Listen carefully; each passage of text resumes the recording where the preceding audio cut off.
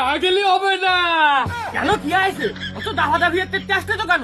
বৌমা কালকে রাত তোমার ওই পার্লারে যে সেমরেটা মেকআপ করিয়ে বউ সাজিয়ে আইলো না, ওই বউটারে আমার সামাল বিয়ারে যে কালকে রাত্রি তাহলে সোয়ালে যেমনি মেকআপ ছাড়া দেয়ছে অমনি সামাল বাইকেরাই যাইয়ে দরজা দিয়ে হারপিক খাইছে। তুমি ব্যস্ত চলো দিন। হারপিক খাইছে ভালো কথা, তুমি আমার কাছে আইছো কি? তাড়াতাড়ি ডাক্তারের কাছে নিয়ে যাও। ডাক্তারের কাছে নিলাম, ডাক্তার কয়েছে কি আমার সামালের পেটের মধ্যে নাড়ি সব পুড়িয়ে আমার বৌমার মতন কালাইয়ে গেছে। ওই নাড়ি সাদা না হলে আমার সামাল বাঁচবে না। তা তোমার কাছে আনলি তো আমার কালা বৌমারে পরিষ্কার সাদা বানাই দিলে।